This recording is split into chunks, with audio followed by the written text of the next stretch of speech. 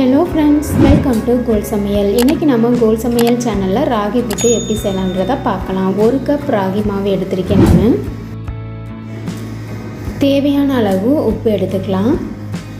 தண்ணி ஊற்றி நல்லா உப்பை கரைச்சி எடுத்துக்கலாம். இந்த மாதிரி உப்பை தண்ணி ஊற்றி கரைச்சி எடுத்து மாவில் கலக்கும்போது மாவில் எல்லா பக்கமும் சரிசமமாக உப்பு இருக்கும்.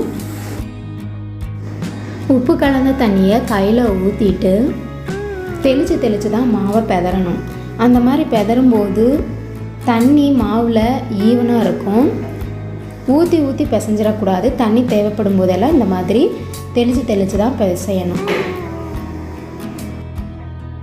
இந்த ராகி புட்டு நம்ம அடிக்கடி செஞ்சு சாப்பிட்டா உடம்புக்கு ரொம்பவே ஹெல்த்தியாக இருக்குங்க.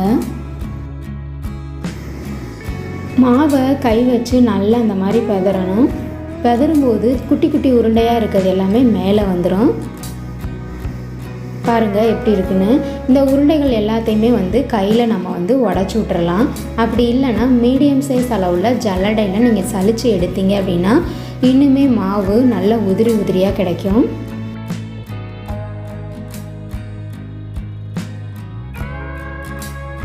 புட்டுக்கு மாவு சரியான பதத்தில் பிசைஞ்சிருக்கோன்னு எப்படி தெரிஞ்சுக்கிறதுனா, இந்த மாதிரி கொழுக்கட்டை பிடிக்கும்போது கொழுக்கட்டையோட ஷேப் நமக்கு கரெக்டாக கிடைக்கும். இந்த மாதிரி கிடச்சிருச்சுன்னா புட்டு மாவு சரியாக பிசைஞ்சிருக்கோன்னு அர்த்தம். இப்போ இந்த கொழுக்கட்டையும் உதுத்து விட்டுடலாம். நான் இட்லி பாத்திரத்தில் தான் வச்சு புட்டு வேக வைக்க போகிறேன். ஒரு காட்டன் கிளாத்தை எடுத்து இந்த மாதிரி தண்ணியில் நினச்சிட்டு லைட்டாக அந்த மாதிரி பிழிஞ்சு விட்டுறலாங்க. அதுக்கப்புறம் இட்லி தட்டில் இந்த காட்டன் கிளாத்தை விரித்து விட்டுறலாம். கிளாத்தை இந்த மாதிரி விரித்து விட்டுட்டு மாவை கொஞ்சம் கொஞ்சமாக அள்ளி இட்லி தட்டில் வச்சிடலாம். இந்த ராகி புட்டு காலையில் பிரேக்ஃபாஸ்ட்டுக்கு ரொம்பவே சூப்பராக இருக்குங்க. இட்லி தட்டில் அள்ளி வச்ச மாவை இட்லி பாத்திரத்தில் அப்படியே தூக்கி உள்ளே வச்சிடலாம். இந்த மாதிரி வச்சுட்டு ஒரு 10 நிமிஷத்துக்கு மூடி போட்டு நம்ம வேக வச்சிடலாம். 10 நிமிஷம் ஆகிருச்சு. இப்போ மூடியை ஓப்பன் பண்ணி பார்த்துடலாம்.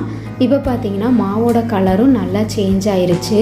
புட்டு வெந்துருச்சுன்னு எப்படி தெரிஞ்சுக்கிறதுனா, லைட்டாக இந்த மாதிரி எடுத்து கையில் திரிச்சிங்கன்னா திரிஞ்சு வரும். இப்போ புட்டு ரெடி ஆயிடுச்சு. ஒரு பிளேட்டில் எடுத்து நம்ம மாற்றிடலாம். உடனே நம்ம பிளேட்டில் மாற்றிடணும், இல்லைனா புட்டு துணியில் நல்லா அப்புறம் ஒட்டிக்கும்.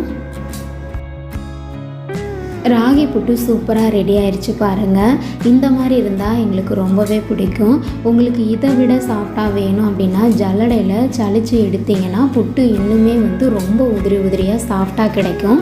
இது கூட நெய் அல்லது செக்கில் ஆட்டின நல்லெண்ணெய் ஊற்றி சாப்பிட்டிங்கன்னா ரொம்பவே சூப்பராக இருக்குங்க. இதில் என்னென்ன இப்போ சேர்க்கலான்றதை பார்க்கலாம்.